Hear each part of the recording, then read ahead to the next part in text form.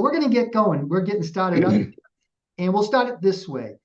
Dennis, please tell us your name, where you're from, and what you do to make money. Well, my name's Dennis Dowdell. I'm from McKinney, Texas, just northeast of Dallas. And and what I do is I live on residuals from my network marketing, and I started up a keynote business here, speaking business, about a year and a half ago.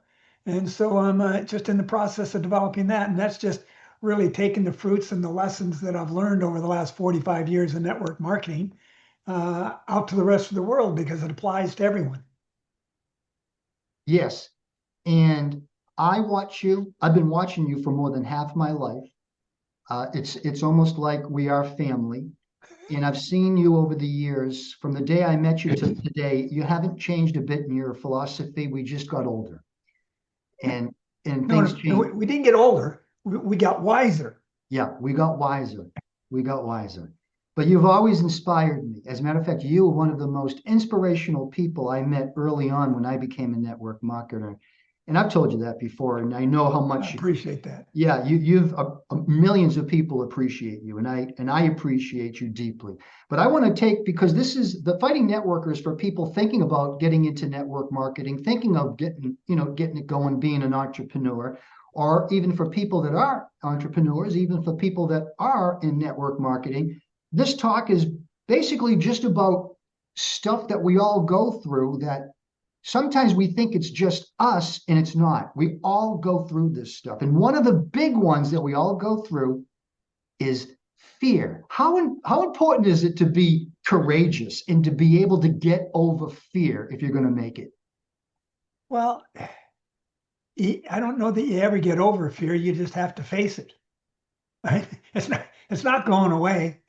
You know, it's always there. I mean, listen, if I go up to talk to somebody about business, there's still the fear, well, are they going to like what I say? Are they going to reject what I say? Are they going to hate what I say? Are they going to hit me in the face, I mean, uh, but I mean, I think the thing that really helps us get over fear is to really zero in on the cause and the purpose of what am I doing and why am I doing it?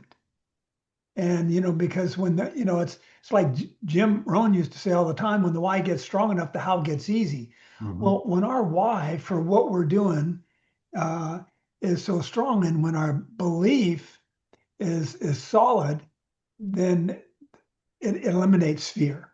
There's the infamous ancient saying that says, "Perfect love casts out fear." Well, I've got something to offer somebody. And it's so what I'm really doing is just an expression of love for somebody who may be stuck where they are and not know how to get out.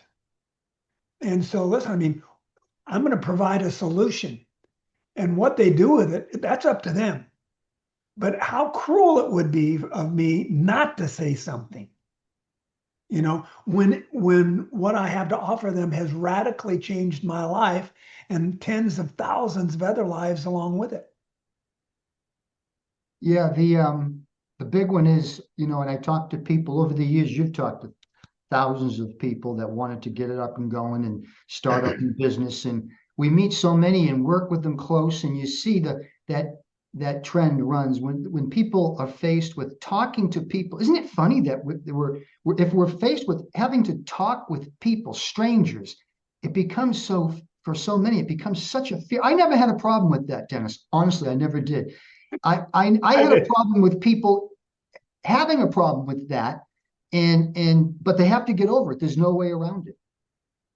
Well, it's true. And I mean, and I'm really what most people don't realize because so many people, they see me on stage, but they don't see me off the stage. But I'm really a very introverted person. I mean, I can go days, I can go weeks with, being by myself. I love being by myself. I mean, no music, no TV, nothing. I mean, I just being with me. Fortunately, I like me. So therefore, it helps. But Yeah, I mean, it is. It's just one of those things you've got to overcome. But I think the thing is, in talking to people, and then again, it comes down to my cause and my purpose, and really, it's an expression that I have an opportunity to do something for somebody that they may not be able to do for themselves, and so that's the key. But I think when it comes to just talking with people, is there that's where that curiosity it just needs to come in. Okay, who is this guy? Who is this person? How did they get where they are? What and so if I can just learn to develop the curiosity about who a person is and where they're coming from and how they got there and where they're going and how do they plan on getting there. I mean, those are just questions of interest, you know? And for the most part, people don't mind questions if they have the answers. People only hate questions if they don't have the answer. But if you're talking to them about them, that's one thing they all have an answer for.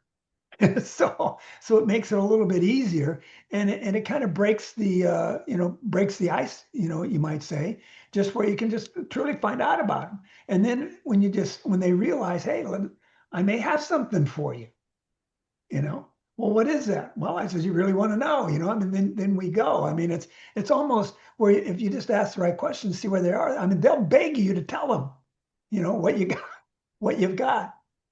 Yeah, and you've always seemed to have that gift. When I first met you, it was because I was in the audience watching you on stage, and I thought to myself, this guy is incredible. I can't believe he used to just because prior to getting involved in network marketing, you drove a school bus.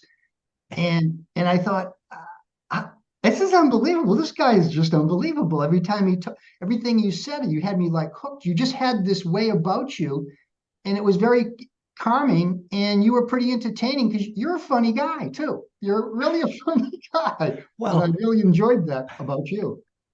I appreciate it. Life's kind of funny, People Yeah, are funny. it is. If we, When people get over their fear, then they got to face the big challenge. What is your plan? And if you don't have a plan, my God, that puts you right back in fear.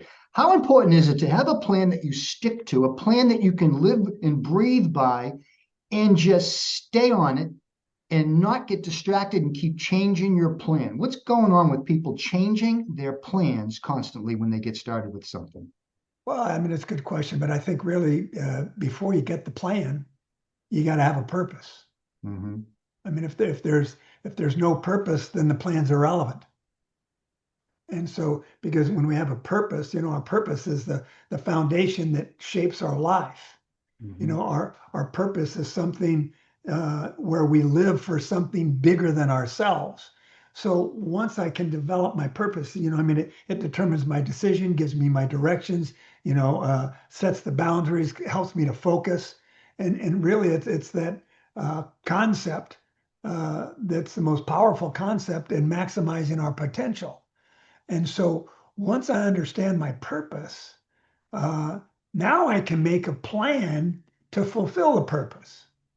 But if there's no purpose, what am I planning for?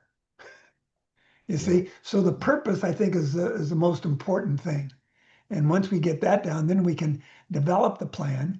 And then, once you have a plan, I mean, a lot of it, I just have to take what I know and then find out what I don't know, and find out, find a plan that works. Yeah. And when you find that, then you do it and you do it over and over and over and over. I mean, one of my mentors many years ago, Larry Thompson, he said, success is extremely boring, because once you got it, it's just a matter of just doing it over again, rinse and repeat, rinse and repeat. And so that's really what it is. And and again, I think part of the thing that you talked about, okay, how do you stay with the plan? How do you keep from drifting from the plan?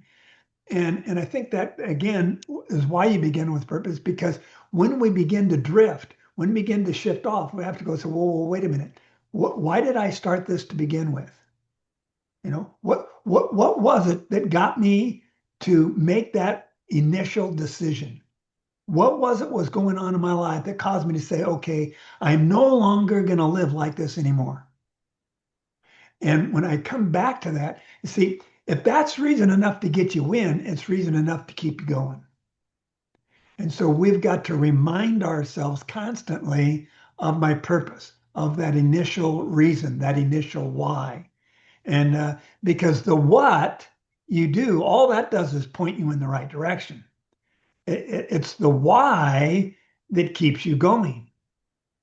See? I mean, think about it. You come to a fork in the road, and you look down one path, and then you look down the other path, and you say, "Man, these are two radically different paths." I look down here off to the left, and I mean, it's like this 4-lane highway, manicured like Disneyland, and it's just absolutely incredible, right?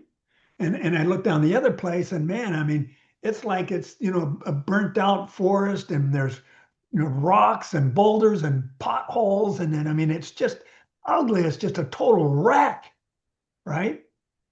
But at the end of that road, you see everything that you want in life. There it is. I see it. So which road are you going to take? The 4-lane, beautiful highway, manicured, beautiful, no obstacles, going nowhere? Or are you going to go fight the obstacles and get past all the drudgery of everything it takes, knowing that when you get to the end of that road, everything you want is there waiting? You Yeah. see, it's the why. And in the midst, you just have to look up, remember your purpose, look at your why, and then keep going. So it's the why that pulls you through. Yeah. You also have to have that in that why pot. And you don't really know this up front, especially if you're a young guy getting started as an entrepreneur. You got to make sure like that why is balanced with your family, your fitness, your spiritual life. It just can't be all about money because we know people have got all the money, and boy, oh boy, it was a terrible thing that happened. They didn't have the capacity for it. They lost their family, they struggled with their health. How important is it to have like a balanced plan where you're taking care of yourself health wise, as well as taking care of your family and pursuing your opportunity? Boy, I tell you, that's such a vital question, and especially in network marketing, because you know it can override everything else. It can become like a god. And what I mean by that is that it's what you live for. It's what demands your devotion. That's really what a God is, right? Now, God can be our faith, of course. Hopefully, it is, right? But it could be family. It could be your job. It could be your hobby. It could be money. It can be a lot of Little things. freeze. That's what happens with I don't know if it's Zoom or my connection, but it happens. Hang in there, Dennis. We'll get you through it. Hang in there. Oh, okay, I'm not sure You're what's still happening, but frozen. It's coming. There you go. You're good. all right, good, good, good. So, but anyway, I mean, so yeah, so in other words, we've got to be able to zero in on a balance and have everything because otherwise we can reach the goal, to have the money, to have the financial freedom, to have the time. But what happens if I reach the goal and lose the objective? Why did you want the money, the freedom, the time? So that I have time with my family, so that I could do great things, so that I could contribute to society, and so I can do all these things. But if we put all of our time, money, and energy into the one thing, number one, our life is completely out of balance. Number two, we're not really able to enjoy everything that we really want to enjoy along the way. And then so often, once you get there, you reach the goal, but you miss the objective because now your family's disappeared. Your friends don't want to talk to you anymore, and things aren't working well. Yeah. So Yeah. I mean, it's vital. We've got to keep our body, our mind, and our spirit all in balance. Yeah. The prosperity test is really a real thing. Prosperity can be just as terrible as being broke. And that test of prosperity, I don't, you know what, Dennis, I might be wrong, but I think a lot of people fail that test. They fail that prosperity test. Not that they get all the money, but they were just about to get all the money and they messed it up. That kind Yeah. of a Well, I mean, so true, Jack, because I mean, look at the people who got all the money. How is it that people who have it all and yet still feel empty? And how many times have we seen the rich and famous who, despite having it all, commit suicide? So what's that tell us? That's not the answer. Right. I'd tell you something, and especially in network marketing, because it's, we zero in on the accomplishment, on the position, on the power, on the possessions, the car, the homes, all the stuff, right?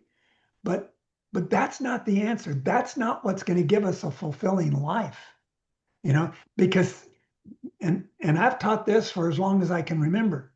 But success isn't the goal. That it's the biggest myth. It's the biggest myth out there. Success isn't the goal. Influence is. Impact is. That's the goal. It's not what I do, it's what others do as a result of what I do. Jack, the key to understanding and discovering our purpose and to have a fulfilled, meaningful life, it boils down to one thing. It's the key principle upon which every other principle for life and living and successful business hinge. Without this principle, it can all disappear. And the principle is this: it's not about you. It's not about you.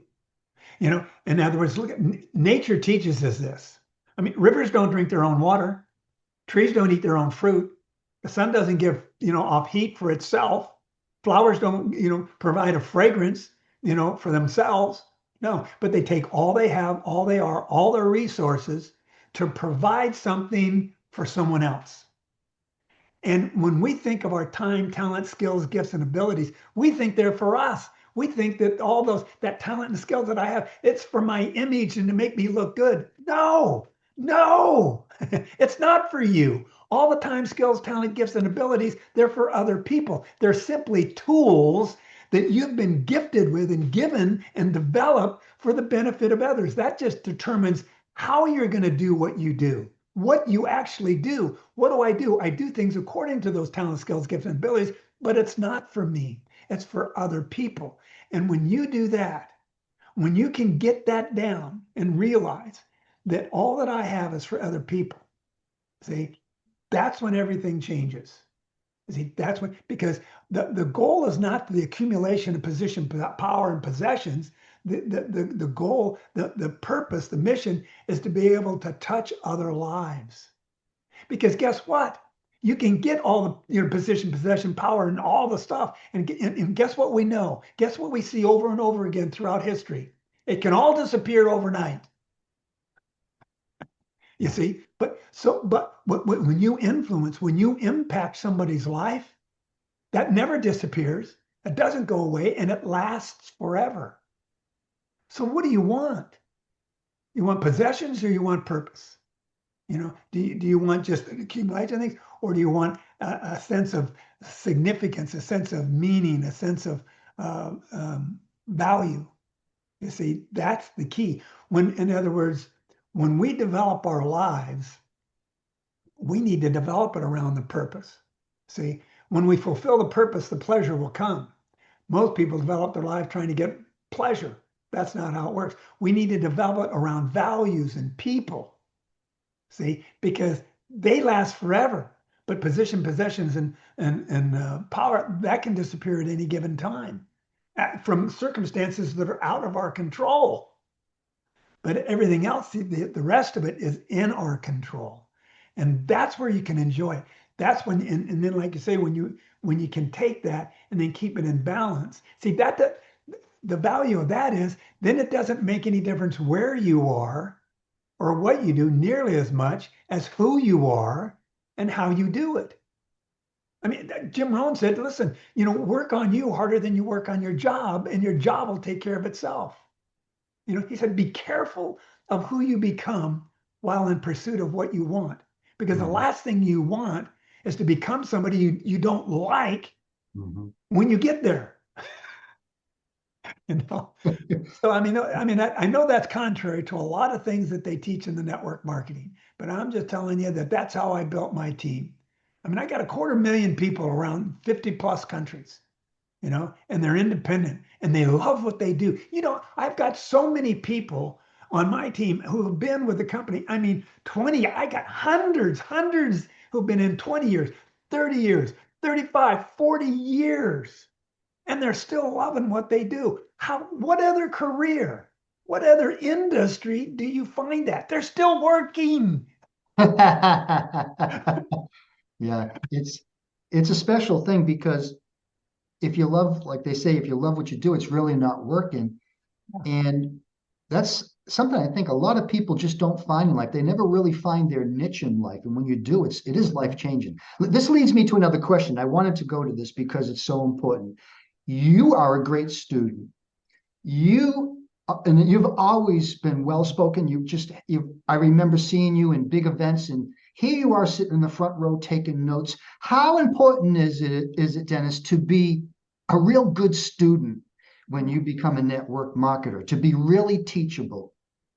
Well, I tell you, it's so vital. You know, when you stop learning, you stop leading. And you know, we need to continue to learn. Number one, to keep up with the times, keep up with the trends. Now, it doesn't mean that you change your values, but you got to know what you're dealing with. We've got to know what we're responding to. We've got to know what's appealing to people, you know. Uh, and so it's a constant process, you know, and it keeps us fresh. It keeps Hmm. your mind alert. It keeps your sharp. I mean, what happens if you stop exercising your muscles? Hmm. You don't go to the gym, you don't do any exercise. They become weak and flabby. Guess what happens if you stop exercising the mind? Hmm. It becomes weak and flabby, right? So we've got to constantly, be doing things. We've got to constantly be reading, thinking, you know, uh, and learning. I mean, last year, my wife and I we launched into a 10-month course that, I mean, I felt like, man, forget the PhD. I felt like I was in a postdoc program. I mean, this thing was unbelievable. I mean, we had a dozen books to read. I mean, some of them are this thick, and we had seminars, webinars, we had articles to read, we had met talks we had to give. I mean, it was intense, Wow. right? And I'm thinking, what's a 75-year-old, going, starting college, PhD all over again, But I tell you something, it was so amazing and so much, and it brought so many things into perspective. And so we want to stay sharp. We've got to stay sharp, And I mean, it's a part of, that mindset, and it's a Yeah. part of what keeps you going, and the beauty of it though is we get to choose. We get to choose. If we're going to have a strong mindset, right? And by the way, what is a mindset? Mindset for me is just simply what you have your mind set on, right? And if I have my mind set on something, then where do I want to spend my time, money, and energy on whatever it is that's going to help me accomplish what I want to accomplish? And where does that come from? It comes from the things that we see, the things we read, the things we hear, and the things we experience. Now, here's the beauty about all of those. I get to choose. Yeah. I get to choose what I see. I get to choose what I read. I get to choose what I hear. I get to choose what I experience.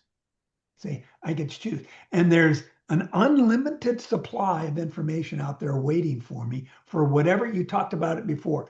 That niche, whatever my niche is. Listen, do you know how big some tiny little niches are?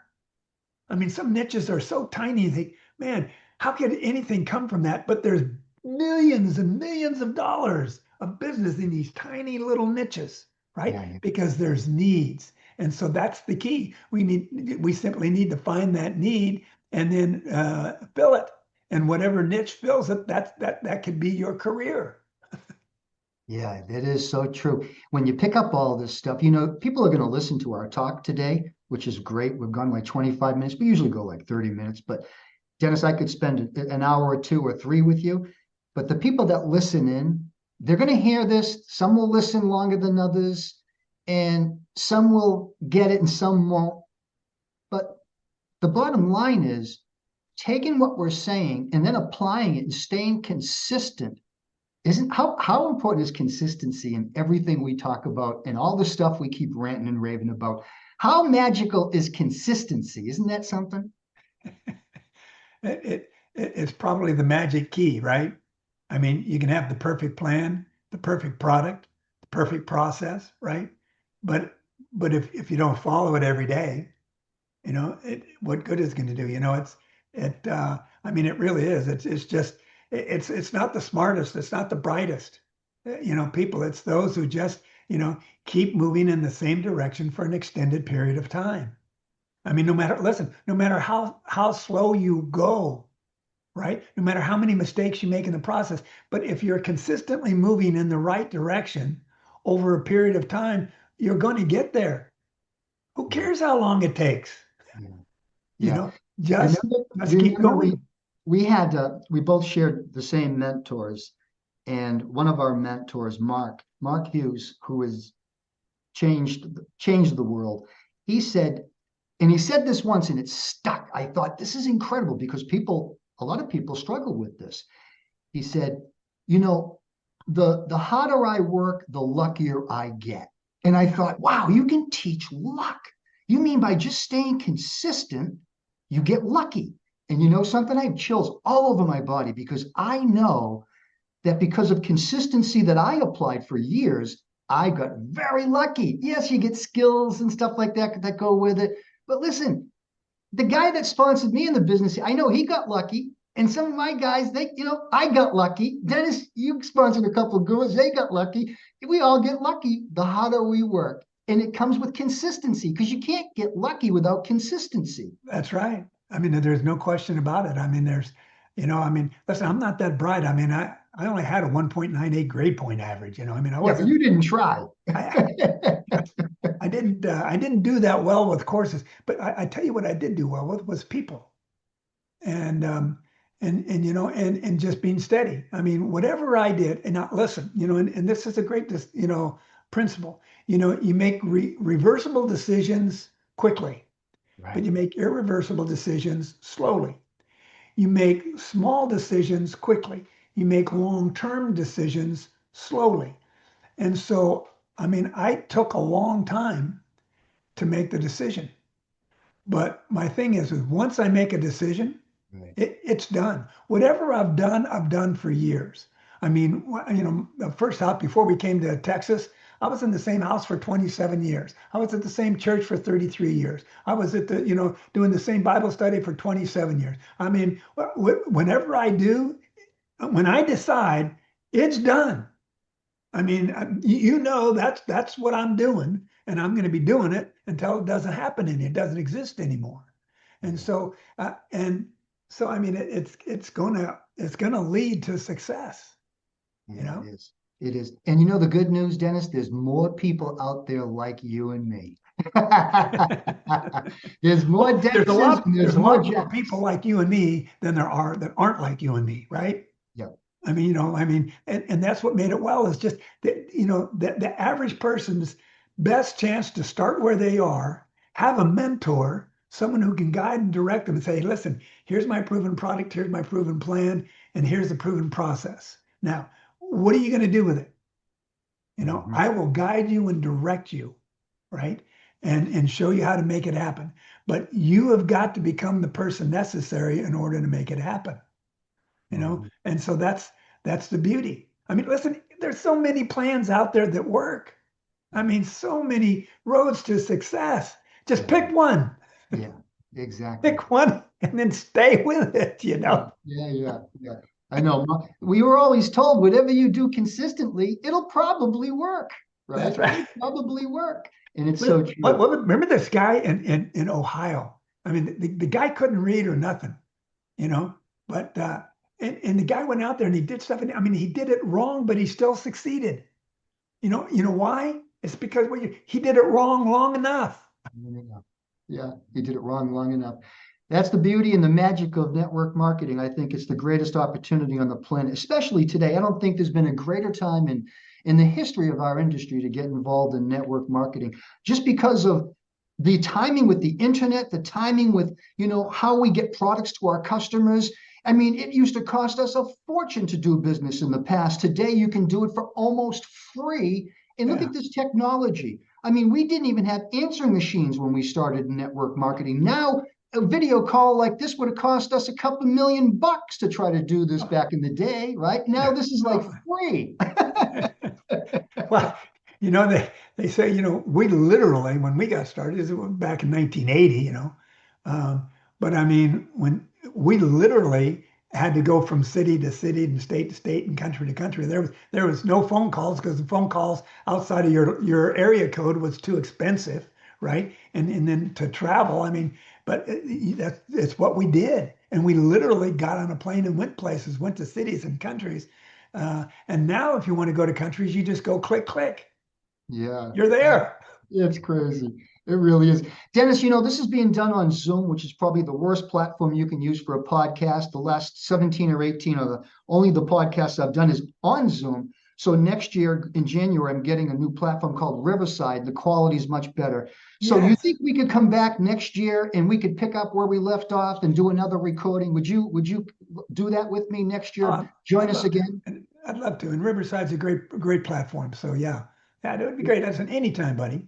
Yeah, Anything I thank can you ever so do much. for you, man, just, I'm a phone call away. Oh, that's the best. It's great. Look at this is New Year's Eve day, right? We're going into another Can you believe 26 years since 1999 flipped to 2000? Wow. 26 years ago. Oh, don't Time's think about flying, it too man. much. So a year will go quick, and we'll see you maybe within 6 months or so. But Dennis, happy New Year. Much love to you. You look great as always. You haven't changed a bit, and you're just as good, if not better than ever. Thank you so much for joining us. My pleasure. What an honor, my friend. Blessings to you. Have a very productive and wonderful and successful new year. Thank you. God bless. Bye bye. Blessings.